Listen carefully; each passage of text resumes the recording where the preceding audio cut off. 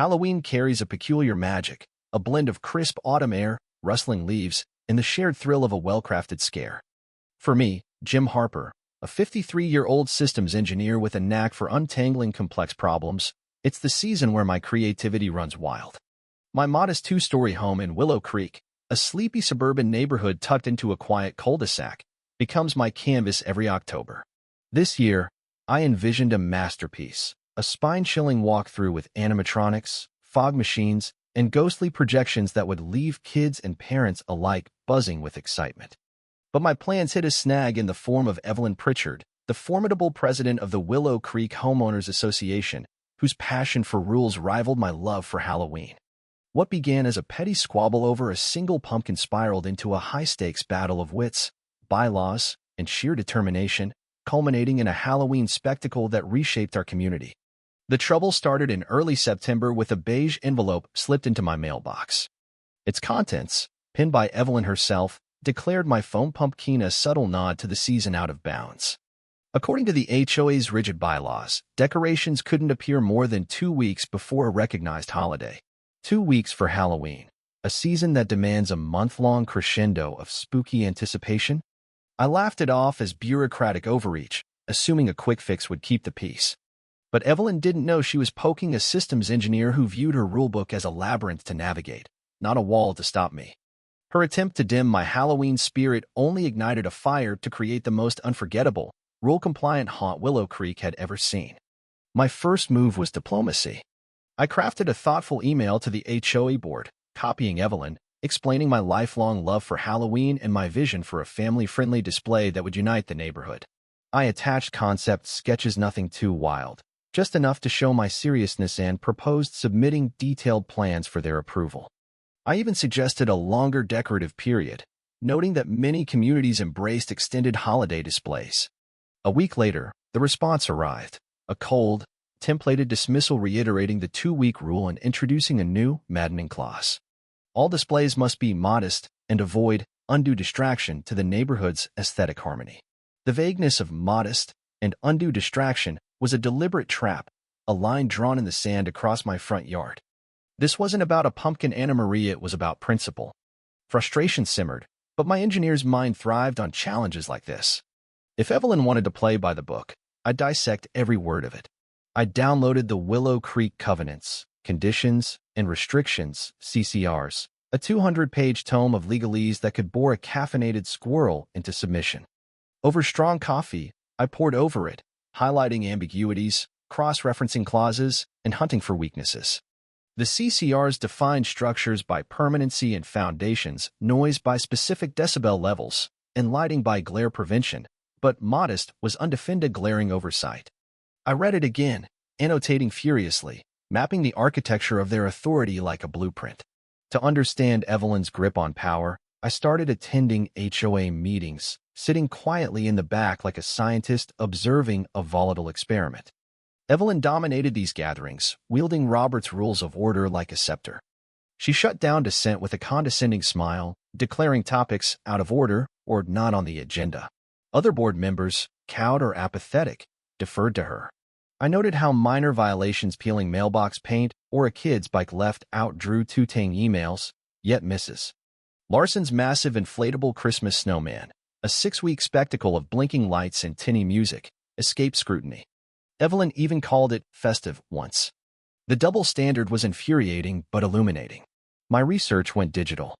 I scoured local forums, neighborhood Facebook groups, and county records for past HOA disputes. Late one night, I struck gold, an archived thread from 3 years ago, before Evelyn's presidency, when she was a vocal board member. It discussed a proposal to tighten holiday decoration rules, including defining modest and shortening display periods. The proposal sparked heated debate and was voted down. Evelyn was enforcing a rule that lacked formal ratification, relying on a vague term and her own interpretation. Better yet, the HOA's governance documents required a board resolution and homeowner notification for significant reinterpretations of ambiguous rules. No such resolution existed for Halloween decorations. Evelyn was operating on shaky ground, and I had the evidence to prove it. Armed with this, I began designing the Phantom of Willow Creek, a walkthrough haunt confined to my property, engineered to comply with every bylaw while pushing the boundaries of spectacle.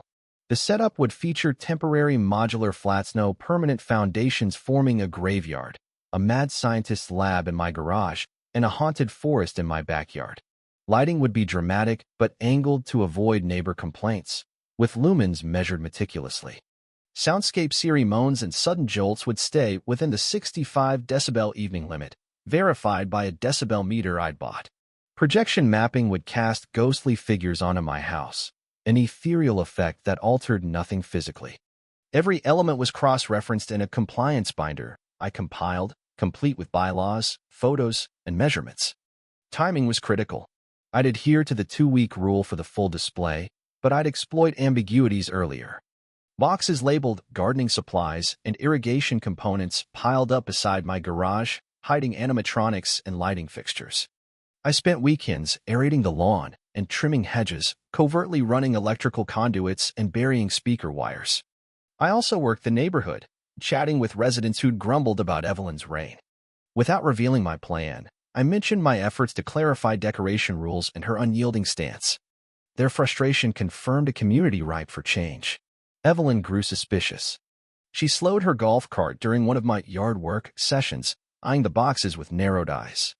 I waved cheerfully, pointing to my aerator as if to say, just keeping things tidy. She nodded curtly and moved on. A few days later, she stopped outright. "Lot of activity, Mr. Harper," she said, her tone dripping with accusation. "Just prepping for fall, MS. Pritchard," I replied, leaning on a rake. "Gotta keep the place in shape." I offered her a bottled water, which she declined with a sharp head shake. Her gaze lingered on the boxes, but they were sealed and vague, nothing to pin on me. Midweek, her lackey, a nervous board member named Harold, knocked on my door. "The board just wants to remind you about the 2-week rule for extensive displays," he stammered. I smiled warmly, gesturing to my bare yard. "All normal here, Harold. Just storing some project materials." I invited him to inspect the boxes, knowing he wouldn't dare without Evelyn's orders. He mumbled an apology and fled. The neighborhood buzzed with curiosity. Kids pedaled slowly past, eyes wide. Parents asked if I was planning something big.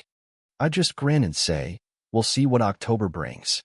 The final days before the 2-week window were a frenzy of clandestine work. Under cover of darkness, I assembled graveyard flats painted like crumbling stone, set up the lab with UV-lit beakers, tonic water and black lights, and draped backyard trees with Spanish moss for the haunted forest. Animatronics, a lunging ghoul, a cackling witcher wired to motion sensors. The projection system was calibrated to cast shimmering specters. Every step was checked against my binder. No foundations, safe wiring, directional sound. I even measured light spill to ensure it wouldn't bother Mrs. Thompson next door. Evelyn, lulled by my compliant facade, relaxed her patrols. She flashed a triumphant smile one day as I carried groceries. "Keeping things neat, Mr. Harper," she chirped, emphasizing neat. "Absolutely, MS. Pritchard," I replied, my own smile genuine. Wouldn't dream of disrupting the harmony. Her overconfidence was my ally.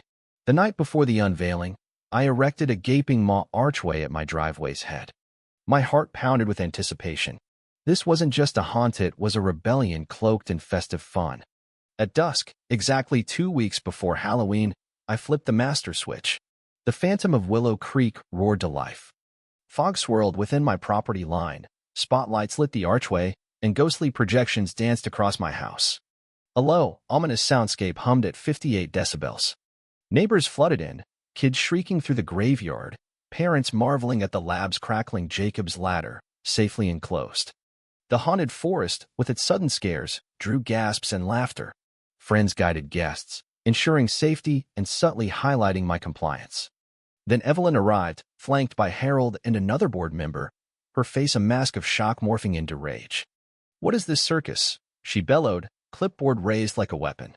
The crowd hushed, sensing drama. "Good evening, MS. Pritchard," I said calmly.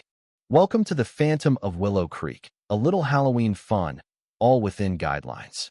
She pointed at a 7-foot animatronic werewolf. "That's not modest." I cited the CCRs, no height limits for temporary decorations, secured and safe. "The fog's a nuisance." I noted its containment and non-toxicity. "The noise." I quoted the decibel reading. Her accusations crumbled against my preparedness. Desperate, Evelyn claimed the haunt violated aesthetic harmony and needed board approval. I opened my binder, revealing the unratified, modest proposal and the snowman's unpunished excess. You're enforcing personal taste, not policy, I said. A neighbor, Mrs. Larson, stepped forward. My kids are thrilled. This is the most community spirit we've seen in years. Murmurs of agreement swelled. Evelyn, floundering, shrieked about an emergency meeting to shut me down. I pounced. On what grounds? You've cited no ratified violation. And the modest rule you lean on was rejected 3 years ago. I flipped to photos of the snowman. Why no fines for this? Mrs. Larson beamed. Evelyn's authority unraveled. Her face paled, her bluster exposed as hollow. The crowd, now vocal, questioned her past decisions. Harold studied his shoes. The emergency meeting never happened. Evelyn resigned a week later, citing personal reasons. The haunt ran nightly, drawing crowds from beyond Willow Creek. The HOA, under new leadership, revised its bylaws, replacing vague terms with clear rules my haunt already met. The next year, they launched a decoration contest, with my display as the star. I learned that mastering a flawed system beats raging against it. Evelyn's tyranny fueled a change that empowered our community. Willow Creek now buzzes with creativity, not just on Halloween, but always. What's your take? Have you faced a bully or unfair rule? How did you fight back? Share your stories in the comments, especially on tackling tyranny and injustice. Take a stand, let's hear your voice.